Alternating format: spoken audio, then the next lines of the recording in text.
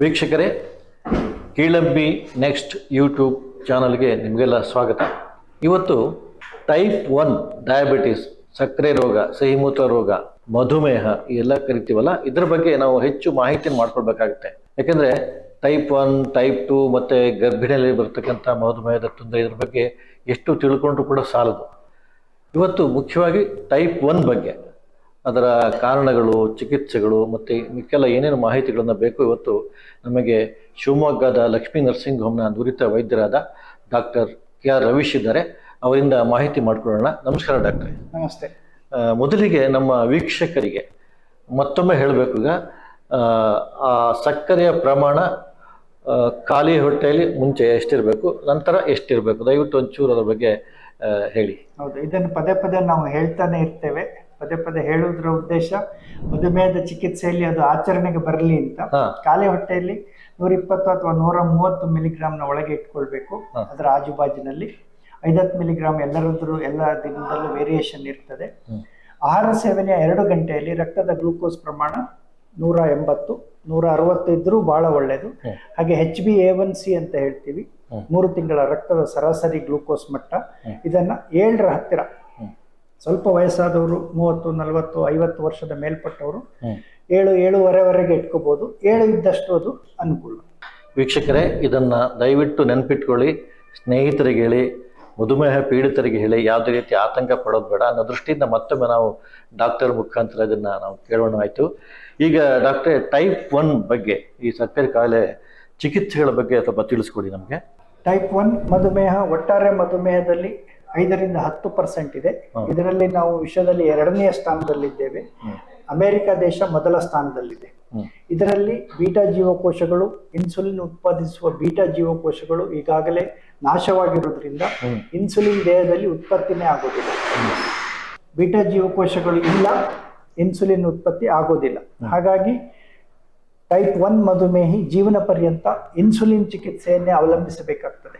Insulin ಇಲ್ಲದೆ ಬೇರೆ ದಾರಿ ಇಲ್ಲ. ಹಾಗೆ ಇದು ತುಂಬಾ ಸಡನ್ ಆಗಿ ಕಾಣಿಸಿಕೊಳ್ತದೆ. ಮಧುಮೇಹದ ಲಕ್ಷಣಗಳಾದ ಅತಿಯಾದ ಬಾಯಾರಿಕೆ, ಅತಿಯಾದ ಹಸಿವು, ಅತಿಯಾದ ಮೂತ್ರ ವಿಸರ್ಜನೆ ಹಾಗೂ ತೂಕ ಕಡಿಮೆ ಆಗುವುದು, ಇವು ಟೈಪ್ 1 ನಲ್ಲಿ ತುಂಬಾ ಸಾಮಾನ್ಯ ಲಕ್ಷಣಗಳು. ಇದಲ್ಲದೆ ಟೈಪ್ 1 ಮಧುಮೇಹಿ ಸಾಮಾನ್ಯವಾಗಿ ತುರ್ತು ಪರಿಸ್ಥಿತಿ ಏರ್ಪಟ್ಟು ಅವರ ಮೂತ್ರದಲ್ಲಿ ಕೀಟೋನ್ ಅಂಶ ಅಂತೆಲ್ಲ ಬಂದಿರಬಹುದು, ಅಥವಾ ಸೋಂಕು ಇರಬಹುದು. ಇದರಿಂದಾಗಿ ಅವರು ತುಂಬಾ ತುರ್ತು ಪರಿಸ್ಥಿತಿ, ಎಮರ್ಜೆನ್ಸಿಯಲ್ಲಿ ಅತ್ಯಂತ ಹೆಚ್ಚು ಗ್ಲೂಕೋಸ್ ಮಟ್ಟವನ್ನು ಹೊಂದಿ 300, 400, 500 ಮಿಲಿಗ್ರಾಮ್ ಈ ಪ್ರಮಾಣದಲ್ಲಿ ಗ್ಲೂಕೋಸ್ ಮಟ್ಟವನ್ನು ಇಟ್ಟುಕೊಂಡು ತುರ್ತು ಪರಿಸ್ಥಿತಿಯಲ್ಲಿ ಆಸ್ಪತ್ರೆಗೆ ಅಥವಾ ವೈದ್ಯರ ಭೇಟಿಗೆ ಬರ್ತಾರೆ. ಇದಕ್ಕೆ ಇನ್ಸುಲಿನ್ ಒಂದು ದೊಡ್ಡ ಪರಿಹಾರ ಅಂತ ಹೇಳ್ತೀರಾ? ಹೌದು, ಇದಕ್ಕೆ ಇನ್ಸುಲಿನ್ ಇಲ್ಲದೆ ಸದ್ಯದ ಪರಿಸ್ಥಿತಿಯಲ್ಲಿ ಬೇರೆ ದಾರಿ ಇಲ್ಲ. ಇನ್ಸುಲಿನ್ ಅನ್ನ ಬೇರೆ ಬೇರೆ ಕ್ರಮಗಳಲ್ಲಿ, ಬೇರೆ ಬೇರೆ ರೀತಿಯಲ್ಲಿ ಕೊಡ್ಲಿಕ್ಕೆ ಎಲ್ಲ ವ್ಯವಸ್ಥೆ ಇದೆ. ಅದನ್ನು ತೆಗೆದುಕೊಳ್ಳಲಿಕ್ಕೆ ತುಂಬಾ ಸುಲಭ ಇದೆ. ಇವತ್ತು ಹಿಂದೆ ಬಾಟ್ಲಿ, ಸೂಜಿ, ದೊಡ್ಡ ದೊಡ್ಡ ಸೂಜಿ ಎಲ್ಲ ಇತ್ತು. ಇಂದು ಸಣ್ಣ ಸೂಜಿ ಇದೆ, ಕಣ್ಣಿಗೂ ಕೂಡ ಕಾಣದಷ್ಟು ಸಣ್ಣ ಸೂಜಿ ಇದೆ. ಹಾಗೇನೆ ಪೆನ್ಗಳು ಬಂದಿದ್ದಾವೆ. ಹಾಗೇನೆ ಆಟೋಮ್ಯಾಟಿಕ್ ಜೆಟ್ ಇಂಜೆಕ್ಟರ್ ಅಂತ ಇದೆ. ಹಾಗೆ ಸ್ವಲ್ಪ ವೆಚ್ಚ ಹೆಚ್ಚಾಗ್ಬೋದು. ಆರ್ಟಿಫಿಷಿಯಲ್ ಪ್ಯಾಂಕ್ರಿಯಾಸ್ ಅಂತಾನೆ ಹೇಳ್ತೇವೆ, ಅದು ಇನ್ಸುಲಿನ್ ದೇಹದೊಳಗೆ ಹೇಗೆ ಬರ್ತದೆಯೋ ಹಾಗೆ ಕೊಡುವಂತ ವ್ಯವಸ್ಥೆ ಇದೆ. ಇದೆಲ್ಲವನ್ನ ಬಳಸಿಕೊಂಡು ಇನ್ಸುಲಿನ್ಗೆ ಹೆದರದೆ ಇನ್ಸುಲಿನ್ ಅನ್ನ ವೈದ್ಯರ ನಿರ್ದೇಶನದ ಮೇರೆಗೆ ಅಗತ್ಯ ಪ್ರಮಾಣದಲ್ಲಿ ತೆಗೆದುಕೊಂಡ್ರೆ ಮಧುಮೇಹ ಟೈಪ್ 1 ನಲ್ಲಿ ಬಹಳ ಅನುಕೂಲ ಆಗ್ತದೆ. ಈಗ ಇನ್ನೊಂದು ಕೇಳಿದ್ವಿ ಡಾಕ್ಟ್ರೆ, ನಮ್ಮ ಇತರ ಅಂಗಾಂಗಗಳಿಗೆ ಹಾನಿ ಮಾಡುತ್ತೆ ಈ ಟೈಪ್ 1 ಇದ್ರೆ ಅಂತ ಹೇಳಿ, ಅದು ಯಾವ್ಯಾವ ಅಂಗಗಳಿಗೆ ಅದು ದುಷ್ಪರಿಣಾಮ ಬೀರುತ್ತೆ, ಅದ್ರ ಬಗ್ಗೆ ಸ್ವಲ್ಪ ನಮಗೆ ತಿಳಿಸ್ಕೊಡ್ಬೇಕು. ಈಗ ನಿಯಂತ್ರಣದಲ್ಲಿ ಇಲ್ಲದ ಮಧುಮೇಹ, ಇದರ ಜೊತೆಗೆ BP ಅಥವಾ ಕೊಲೆಸ್ಟ್ರಾಲ್ ಅಥವಾ ಇನ್ನಿತರ ತೊಂದರೆಗಳು ಸೇರಿಕೊಂಡಾಗ ಅದು ಇನ್ನೂ ಹೆಚ್ಚು ತೀವ್ರವಾಗಿ ವ್ಯಕ್ತಿಯನ್ನ ಕಾಡ್ತದೆ. ಇದರಲ್ಲಿ ಮುಖ್ಯವಾಗಿ ನಾವು ನೋಡಬೇಕಾದ್ದು ಕಣ್ಣು, ಹೃದಯ, ಕಿಡ್ನಿ, ಮೂತ್ರಜನಕಾಂಗ. ಕಣ್ಣಿನ ತೊಂದರೆ ತುಂಬಾ ಸಾಮಾನ್ಯವಾಗಿ ಕಂಡು ಬರ್ತದೆ. ವಿಶ್ವದಲ್ಲೇ ಕಣ್ಣಿನ ತೊಂದರೆಗೆ ಮಧುಮೇಹವು ಮೊದಲ ಕಾರಣವಾಗಿದೆ. ಯಾವುದೇ ಒಂದು ದೃಷ್ಟಿಮಾಂದ್ಯದ ತೊಂದರೆ ಇದ್ರೆ ಅದಕ್ಕೆ ಮುಖ್ಯ ಕಾರಣ ಮಧುಮೇಹ ಇದೆ ವಿಶ್ವದಾದ್ಯಂತ. ಕಣ್ಣಿನ ತೊಂದರೆಗಳು, ಹಾಗೇನೆ ಹೃದಯ ತೊಂದರೆಗಳು ಬರ್ಬೋದು. ಹೃದಯ ತೊಂದರೆಗಳು ಸಾಮಾನ್ಯವಾಗಿ ಒಬ್ಬನಿಗೆ 60-70 ವರ್ಷಕ್ಕೆ ಕಾಣಿಸ್ಕೊಳ್ತಾ ಇದ್ರೆ, ಮಧುಮೇಹ ಇದ್ರೆ ತುಂಬಾ ಬೇಗನೆ ಬರ್ತದೆ. ಹಾಗೇನೆ ಮೂತ್ರಜನಕಾಂಗದ ತೊಂದರೆ, ಇವೆಲ್ಲವೂ ರಕ್ತನಾಳಕ್ಕೆ ಸಂಬಂಧಿಸಿದೆ.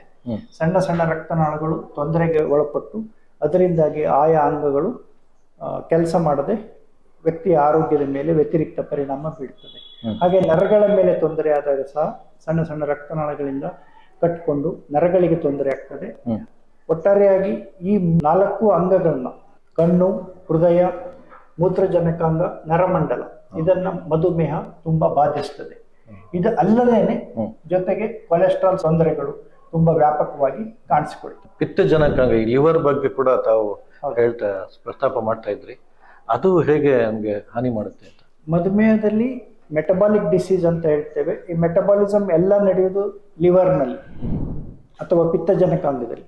ಇದರಲ್ಲಿ ತೊಂದರೆ ಏನಂದ್ರೆ ರಕ್ತದಲ್ಲಿ ಗ್ಲೂಕೋಸ್ ಮಟ್ಟ ಹೆಚ್ಚುತ್ತಾ ಹೋದ ಹಾಗೆ ಲಿವರ್ ಅಲ್ಲಿ ಕೊಬ್ಬಿನ ಪ್ರಮಾಣ ಹೆಚ್ಚುತ್ತಾ ಹೋಗ್ತದೆ. ಅದನ್ನ ಫ್ಯಾಟಿ ಲಿವರ್ ಅಂತ ಹೇಳ್ತೇವೆ.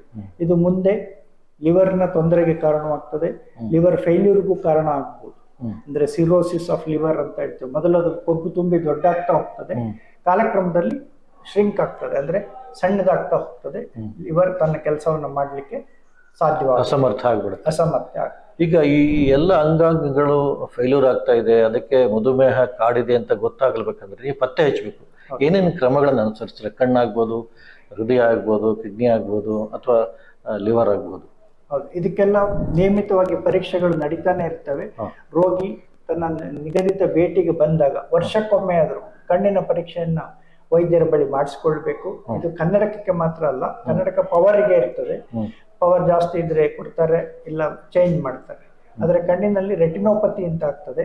ಇದರ ಸ್ಕ್ರೀನಿಂಗ್ ಅಂತ ಹೇಳ್ತೀವಿ ನಾವು. ವರ್ಷಕ್ಕೊಮ್ಮೆ ಎಲ್ಲ ಮಧುಮೇಹಗಳು, ಟೈಪ್ 1 ಇರ್ಬೋದು ಅಥವಾ ಟೈಪ್ 2 ಇರ್ಬೋದು, ಎಲ್ಲ ಮಧುಮೇಹಗಳು ವರ್ಷಕ್ಕೊಮ್ಮೆ ಕಣ್ಣಿನ ಪರೀಕ್ಷೆ ಕಡ್ಡಾಯವಾಗಿ ಮಾಡಿಸ್ಕೊಳ್ಳೇಬೇಕು. ಅದು ರೆಟಿನೋಪತಿಯನ್ನ ಕಂಡು ಹಿಡಿಲಿಕ್ಕೆ. ಅಲ್ಲಿ ಹೋಗ್ಬಿಟ್ರೆ ಕನ್ನಡಕ ಕೊಡ್ತಾರೆ ಅಂತ ಭಯ ಪಟ್ಕೋಬಾರ್ದು. ನಾವು ನೋಡ್ಬೇಕಾಗಿರೋದು ರೆಟಿನಾ, ಕಣ್ಣಿನ ಪರದೆ ಅಥವಾ ಅಕ್ಷಿಪಟಲ, ಅದನ್ನ ನಾವು ಪರೀಕ್ಷೆ ಮಾಡಿಸ್ಕೊಳ್ಬೇಕು.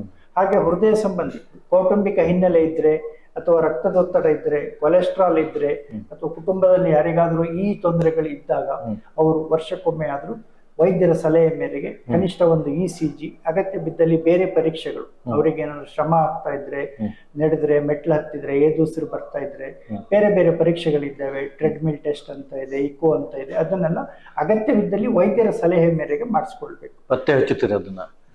ಚಿಕಿತ್ಸೆಯನ್ನು ಹೇಗೆ ತಾವು ಕೊಡ್ತೀರಾ ಅಂತ ಹೇಳಿ? ಹೌದು, ಈ ಎಲ್ಲ ತೊಂದರೆಗಳಿಗೆ ಸಮಗ್ರವಾಗಿ ಚಿಕಿತ್ಸೆ ನಡೆದಾಗ ಮಾತ್ರ ಒಟ್ಟಾರೆ ಮಧುಮೇಹಕ್ಕೆ ಅನುಕೂಲ ಆಗ್ತದೆ. ಬರೇ ಸಕ್ಕರೆ ಕಾಯಿಲೆಯ ರಕ್ತದ ಗ್ಲೂಕೋಸ್ ಮಟ್ಟವನ್ನು ನಿಯಂತ್ರಣದಿಂದ ಎಲ್ಲ ಧನಾತ್ಮಕ ಅಂಶಗಳು ಆತನಿಗೆ ಸಿಗೋದಿಲ್ಲ. ಜೊತೆಗೆ ಕಣ್ಣಿಂದ ಹಿಡಿದು ಕಾಲಿನವರೆಗೆ ಎಲ್ಲ ತೊಂದರೆಗಳಿಗೆ ಸೂಕ್ತವಾದ ಚಿಕಿತ್ಸೆ ಈಗ ಲಭ್ಯ ಇದೆ. ಅದನ್ನು ಪತ್ತೆ ಹಚ್ಚುವ ಕ್ರಮಗಳಿದ್ದಾವೆ. ಅದಕ್ಕೇನೆ ಆ ಚಿಕಿತ್ಸೆಯನ್ನೆಲ್ಲ ಅಳವಡಿಸಿಕೊಂಡಲ್ಲಿ ಈ ಎಲ್ಲ ಅಂಗಾಂಗಗಳನ್ನು ಕಾಪಾಡಿಕೊಂಡು ಮಧುಮೇಹಿ ತುಂಬಾ ಸಮರ್ಥವಾಗಿ ತನ್ನ ಜೀವನವನ್ನು ನಡೆಸಲಿಕ್ಕೆ ಸಾಧ್ಯ ಆಗ್ತದೆ. ಮಧುಮೇಹವನ್ನು ಗೆಲ್ಲಬಹುದು ಸರಿಯಾಗಿ ನಿಭಾವಣೆ ಮಾಡಿದಲ್ಲಿ. ತುಂಬಾ ಸಂತೋಷ ಡಾಕ್ಟರ್. ಇವತ್ತು ಟೈಪ್ 1 ಸಕ್ಕರೆ ರೋಗ ಅಥವಾ ಮಧುಮೇಹದ ಬಗ್ಗೆ ಬಹಳ ಸವಿವರವಾಗಿ ತಿಳಿಸ್ಕೊಟ್ಟಿದ್ರೆ ನಮ್ಮ ವೀಕ್ಷಕರಿಗೆ ಇದರಿಂದ ಹೆಚ್ಚು ಅನುಕೂಲ ಆಗಿದೆ ಅಂತ ಹೇಳಿ ಭಾವಿಸ್ಕೊಳ್ತೇನೆ. ಇಷ್ಟು ಹೊತ್ತು ನಮ್ಮೊಂದಿಗೆ ನಿಮ್ಮ ವಿಚಾರವನ್ನು ಹಂಚಿಕೊಂಡಂಥ ನಿಮಗೆ ನಮ್ಮ ಎಲ್ಲ ಕೀಳಂಬಿ ನೆಕ್ಸ್ಟ್ ಯೂಟ್ಯೂಬ್ ಪರವಾಗಿ ಧನ್ಯವಾದ. ನಮಸ್ಕಾರ. ಧನ್ಯವಾದಗಳು.